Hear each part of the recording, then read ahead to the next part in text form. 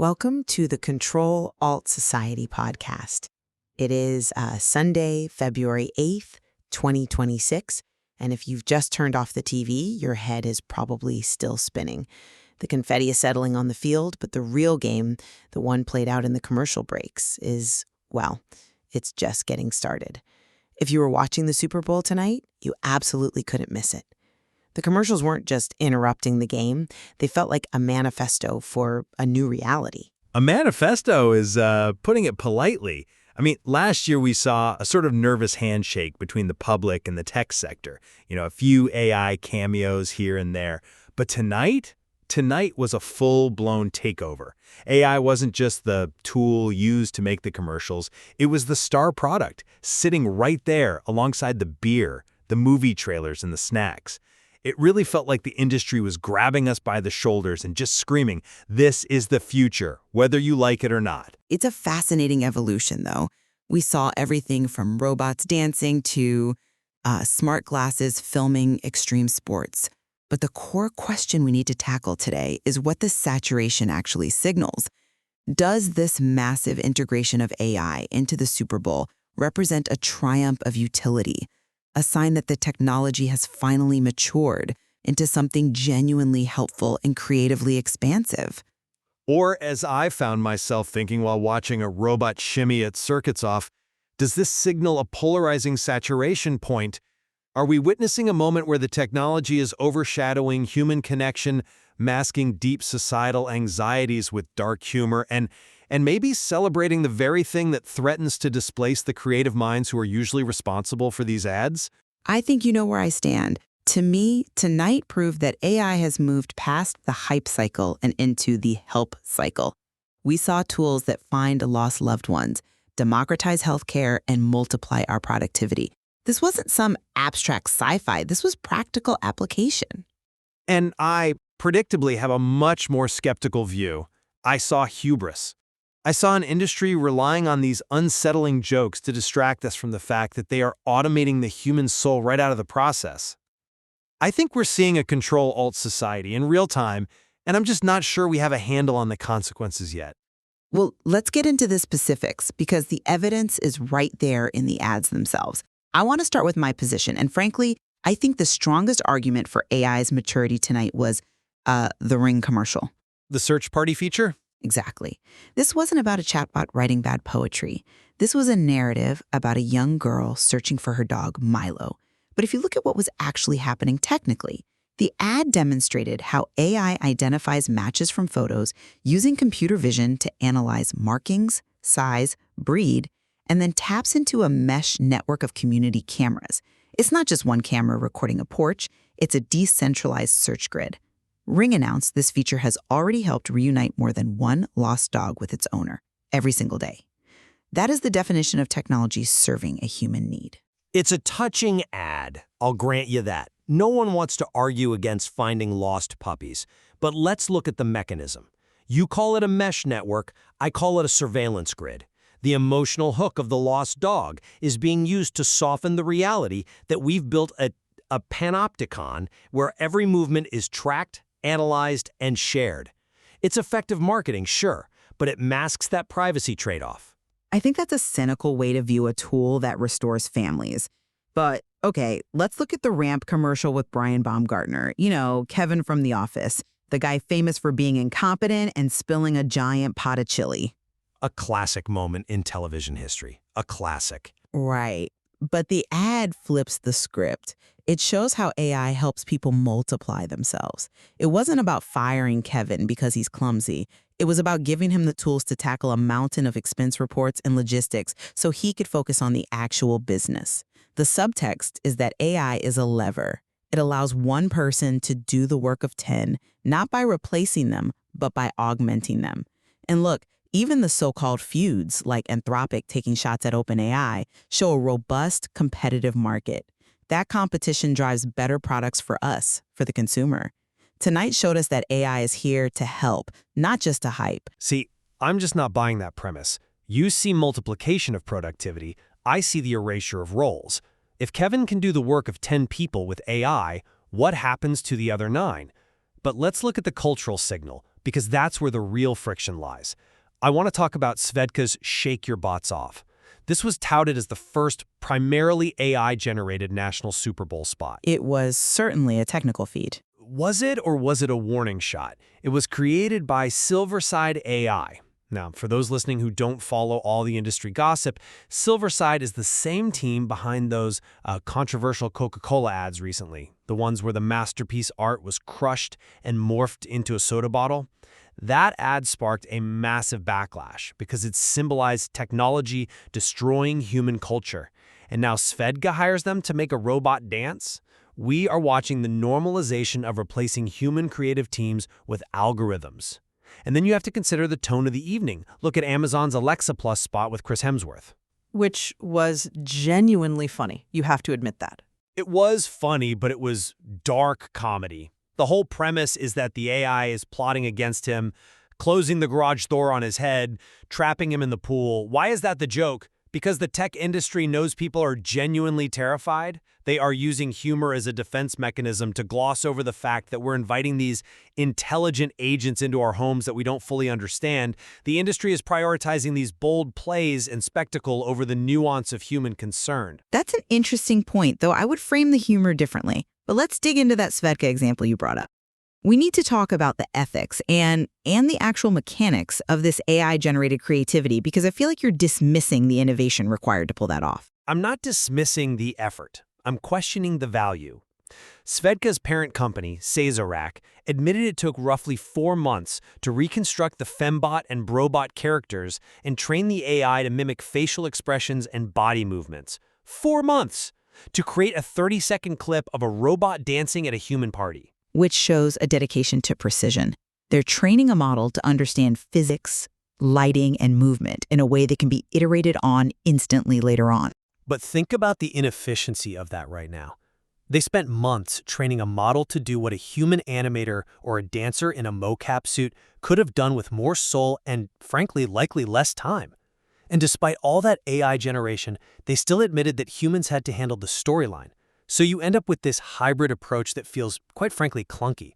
It threatens that star-studded high-production legacy of the Super Bowl. We tune in for Ridley Scott or these cinematic masterpieces, not for a tech demo that took 4 months to learn how to shimmy. I think you're missing the forest for the trees here. The Svedka ad is a proof of concept for where the industry is going, real-time content generation. But if you want to talk about soul and creativity in a way that actually empowers people, look at what Google did tonight with the Nano Banana Pro. The image generation model? Yes. The commercial showed a mother and son designing their new home. They took photos of bare rooms and used the AI to envision personalized spaces, instantly. They weren't just applying filters.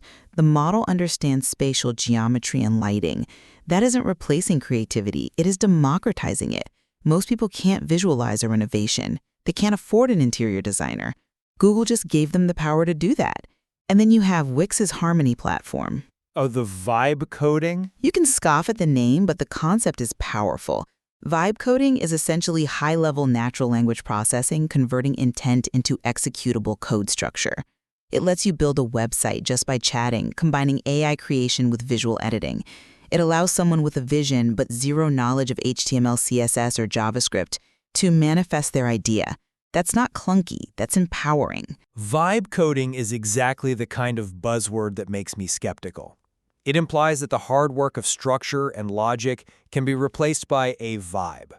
My concern with the Wix example, and frankly with the Google one too, is that we're moving toward a world of good enough. We're sacrificing the distinctiveness of human design for the efficiency of a prompt. And regarding Svedka, it's polarizing for a reason. It's the uncanny valley problem. When you have Silverside AI, who already stirred the pot with Coke, doing this, it just feels like they're pushing the technology on us before we've decided we actually want it in our art. I'm not convinced by that, because art and commercial creativity have always used the latest tools. I mean, Photoshop was once considered cheating by purists. But let's pivot to the industry dynamics, because you mentioned the competition earlier. You called it hubris, but I saw the Anthropic ad as a necessary critique of the ecosystem. The ads are coming to AI spot? Exactly. Ads are coming to AI, but not to Claude. That is a massive statement. It frames Anthropic as the protector of the user experience. It was poking fun at the idea that your helpful assistant might suddenly start shilling Step Boost Max insoles when you ask for medical advice. It's a consumer-friendly stance that differentiates their subscription model from an ad-supported model. I come at it from a completely different way. I viewed that ad as incredibly petty. It wasn't about the user. It was about throwing shade at OpenAI. I mean, remember, Sam Altman fired back on social media almost immediately, calling the ad clearly dishonest. That's just standard competitive friction. No, it felt like the tech nerd version of a rap beef. We didn't get Kendrick versus Drake this year. We got Claude versus ChatGPT. It's just corporate ego. They're fighting over market share, and they are using the Super Bowl to air their dirty laundry. It frames the entire AI landscape as a battleground rather than a public utility. It's distracting. I disagree. I think highlighting the business model, ads versus subscription, is a substantive debate that benefits users. It forces the consumer to ask, am I the customer or am I the product? But if you want to get away from the chatbot wars, look at Meta. They went a completely different direction with the Ray-Ban glasses. The Oakley branded ones? Yes. This wasn't about text or code. It was about multimodal AI interacting with physical reality. They showed skydivers, mountain bikers, IShowSpeed, Spike Lee. They demonstrated filming a basketball dunk in slow motion, hands-free, analyzing the play in real time. This is AI enhancing our interaction with the physical world, not just simulating one. It's capturing the epic moments of life. That feels very different from the corporate posturing you're describing. It is different, I'll grant you that. It feels less like a lecture and more like a tool. But it still feeds into the constant surveillance and contentification of our lives. Now, not only are the street cameras watching us, like we discussed with Ring, but our glasses are watching us too. However, I want to go back to something we touched on in the opening, the psychology of these ads.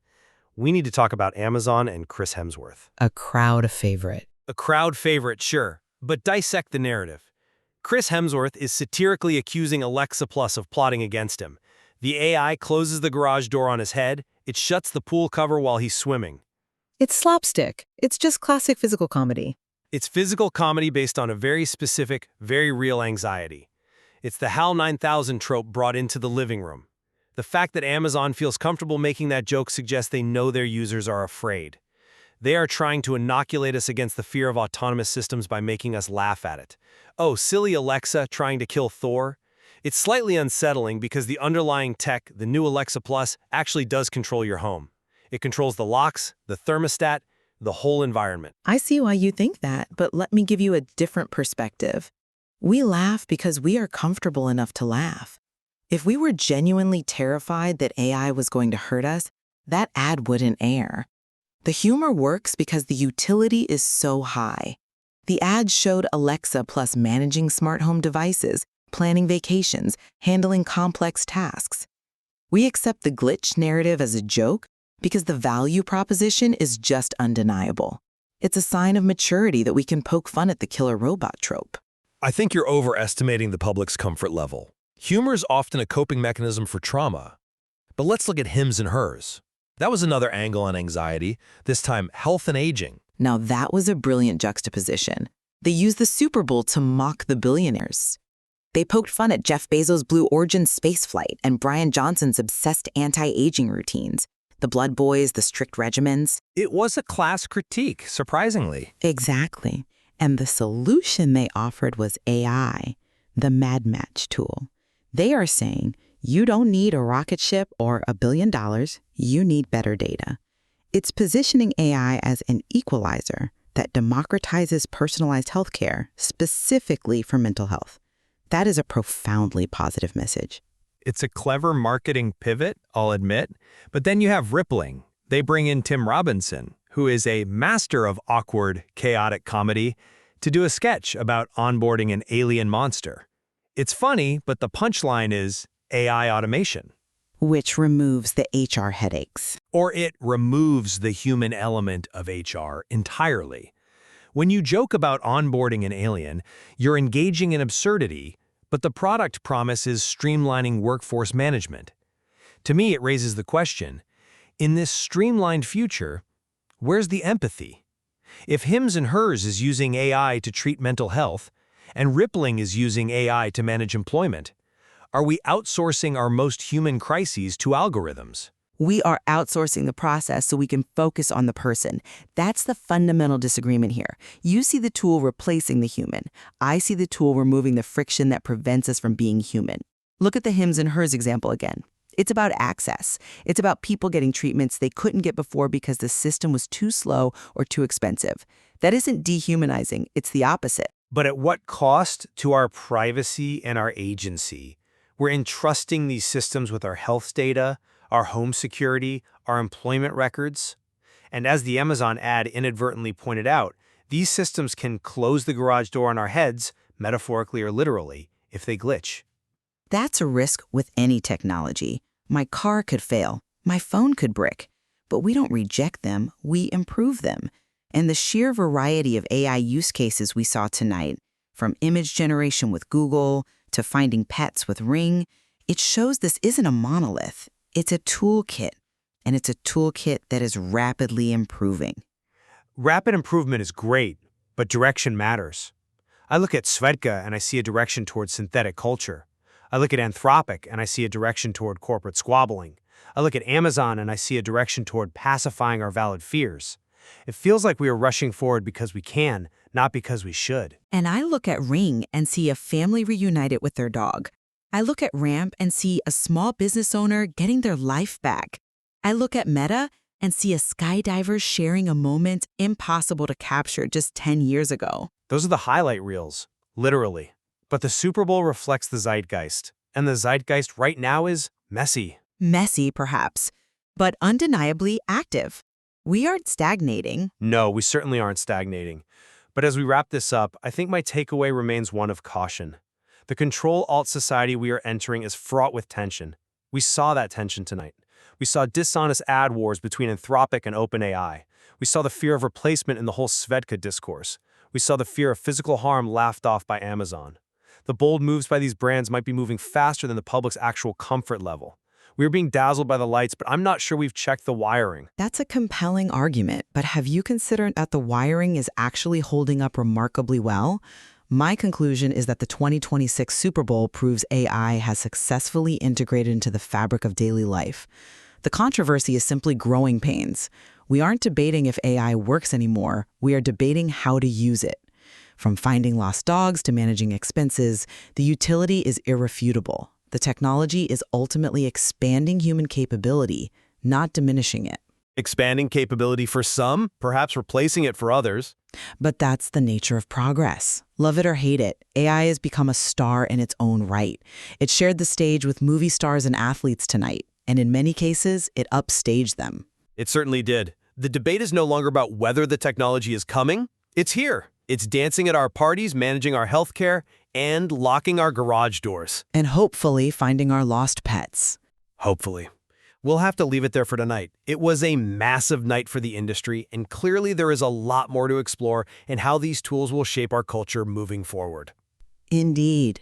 It's up to you, the listener, to decide if the vision of the future we saw between the touchdowns is one you want to embrace or one you want to shake off. Thanks for listening to the debate. We'll see you next time.